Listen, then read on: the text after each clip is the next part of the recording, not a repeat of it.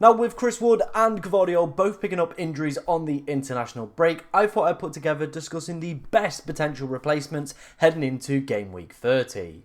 Now, before we dive into today's video, I just want to say a massive thank you to you guys, to be honest, because, well, we've hit our end of season goal and there's still 8 game weeks to go. So I'm very, very grateful for everybody helping the channel hit 12.5k. It's something that I never thought I would see happen on the channel, but here we are. We're living the dream. We're smashing FPL videos out. We're gaining subs each week, and that is exactly what we want to see. So if you do want to become part of this journey and help us reach the next stage, hopefully hit that 13k mark before the end of the season, and hopefully into the new season hit 15k subscribers, then of course be sure to hit that subscribe button, like, and of course get those comments in regarding your team as well. Let's start off, as we're doing with these videos for Game Week 30 and of course beyond over the next few weeks, is going to be starting with Ben Krellin's spreadsheet for, of course, the projected doubles and blanks. Of course, this is missing Game Week 30 and Game Week 31 because that doesn't have any kind of implications with doubles or blanks or anything like that.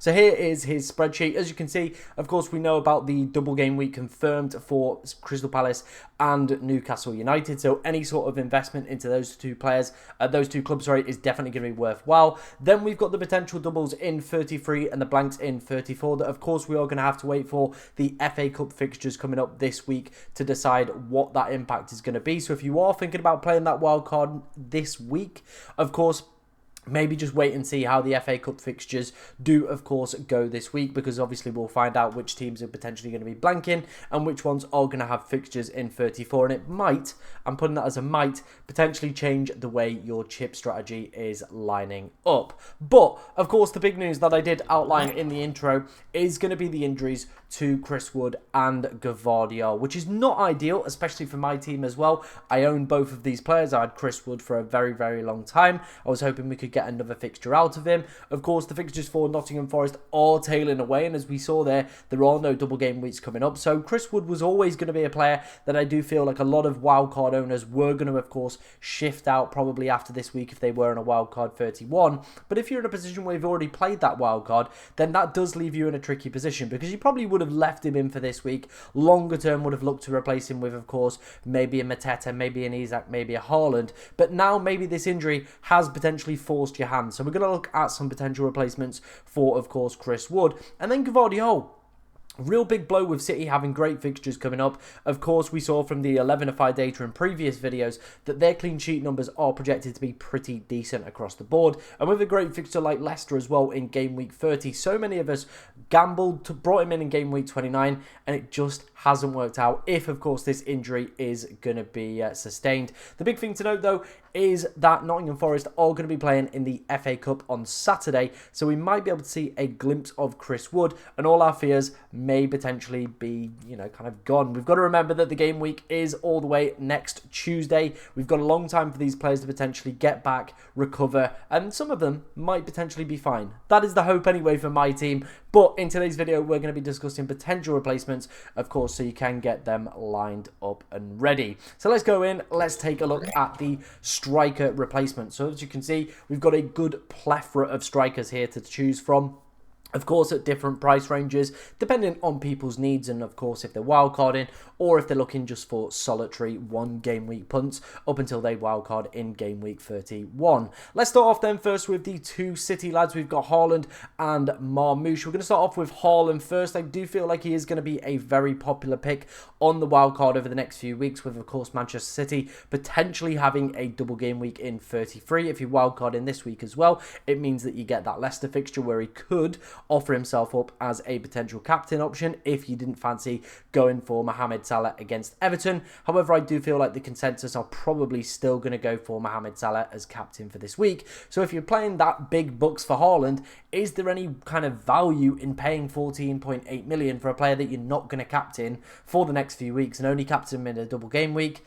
I'm slightly leaning to the answer being no, and if the no is that case, then I think Marmoush potentially offers himself up as a really good alternative. 5 goal involvement since joining in January. However, his data is absolutely abysmal, the worst on this list, and he's played the least minutes. You could very easily fudge this kind of data. You play very little minutes. Of course, you score a couple goals. Him, in his case, got a hat-trick, another double-digit haul as well in game week 29. He very easily could have fudged his expected goal involvement numbers because his per 90 minutes is low, but that's not the case. 0.39, which is very disappointing. However, he is a very flamboyant player, and I do like the look of him, and I don't think there's too much value in, of course, Erling Haaland at the moment for me in terms of that captaincy. As well, if we look at his kind of double-digit haul record this season, I think he's only hit double digits 3 times, which is just not good enough when, of course, we are paying the premium bucks. However, if you do want to go for him, I get it. I understand why.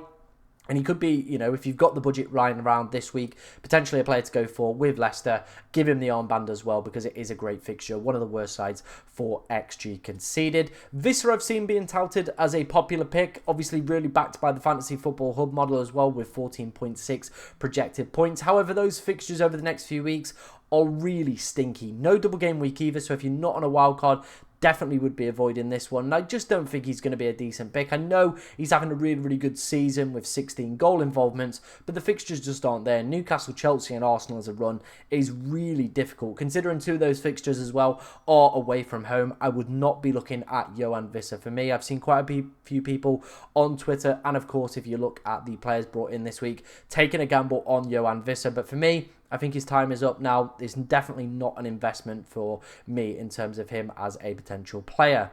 Moving on to our next player, we're going to look at Mateta. Now, I think this is going to be the most popular Chris Wood option. It's been confirmed that he should be fit and available for Crystal Palace's FA Cup fixture this weekend. So if he's available for that one, you imagine he's going to be fit and ready to go for the Southampton away fixture. An absolutely cracking fixture, and especially so if you're not in a wild card in 30 or 31, as then you get that double game week for Crystal Palace in game week 32. And if we go back to Ben Crellin's spreadsheet as well, Crystal Palace could also have a double game week in 33 if, of course, they do progress to the next round of the FA Cup and were to beat Fulham this weekend. Then you could have back-to-back doubles for Mateta. You get Southampton in game week 30. I think this, for me, is going to be the number one Chris Wood replacement. You're playing the worst side in the league, then potentially getting back-to-back doubles in 32 and 33. He's been on a really, really good hot streak as of Crystal Palace kind of second half of the season, really coming into their own. You see from the projected points there as well, only 0.5 behind Erling Haaland. That shows how good his numbers are, and these predicted points as well do factor in potential double game weeks further down the line for Manchester City as well. So I think Mateta, for me, is going to be the number one replacement if you are having issues with Chris Wood. I think it's just that simple. He's going to be the go-to man. Of course, though, some people might, of course, not potentially be able to afford him.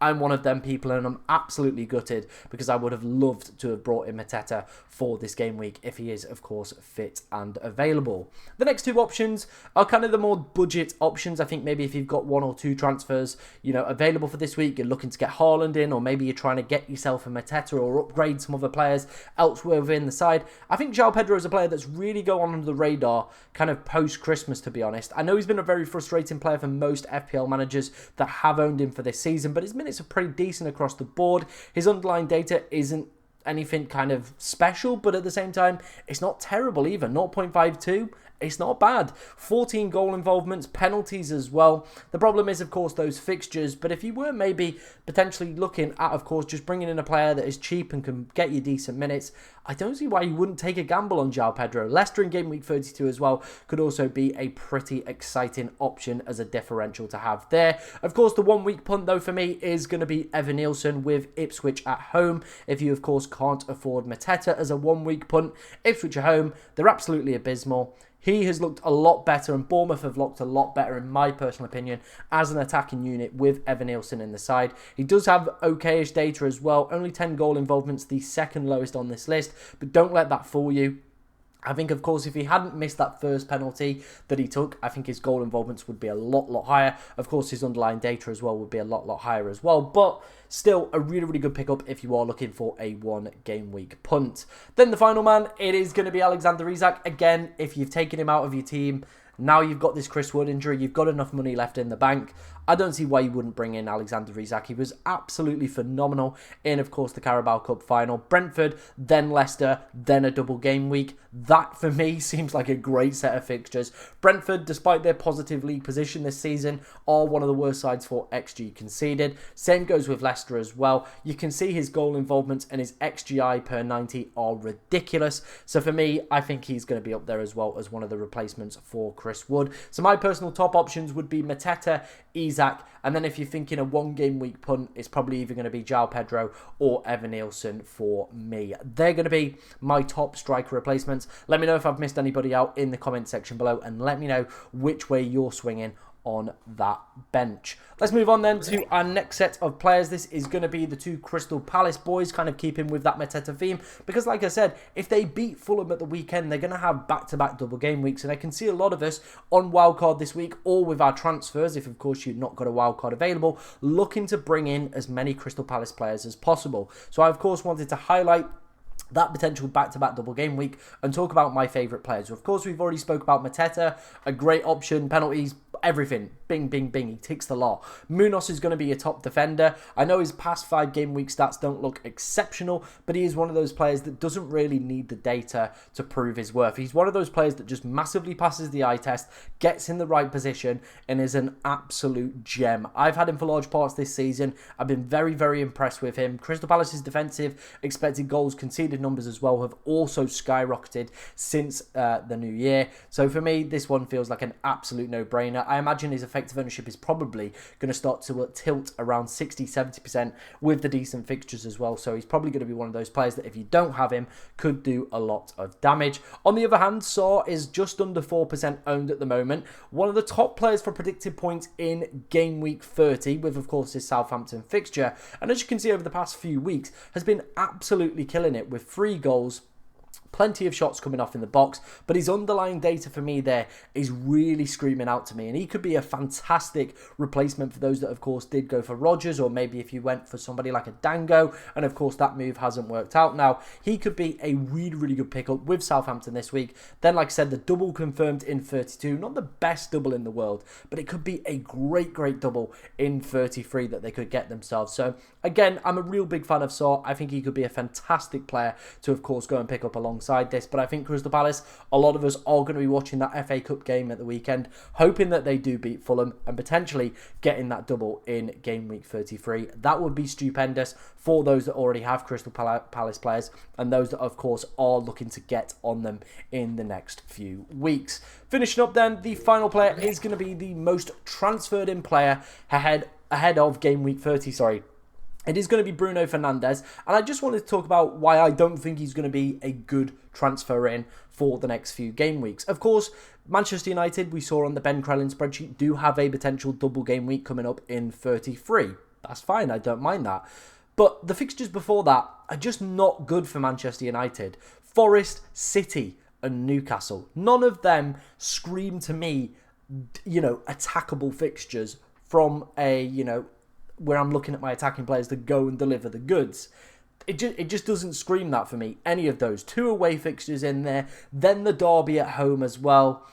It's not screaming. And if you look at Bruno's data, there's been, of course, a massive overperformance in terms of the numbers that he has been putting up. But at the same time, I do feel like Bruno Fernandes is one of those confidence players. And I think the United team are starting to click into gear a little bit. They're definitely looking a lot better. But was it because they played Leicester? And of course, was it because they played Real Sociedad that Bruno's kind of status at the moment is being a little bit elevated because of these recent performances against lesser opponents? How's he going to fare with the Forest, with the City, with the Newcastle? I just don't think he's going to be a good value player to go and pick up over the next few weeks. I think if they get that double in 33, maybe I reconsider it. But for right now, I just don't see Bruno Fernandes doing too well over the next few weeks. And this is somebody that owns Bruno Fernandes, by the way. I brought him in ahead of game week 29 for the Leicester fixture. Very happy that I did.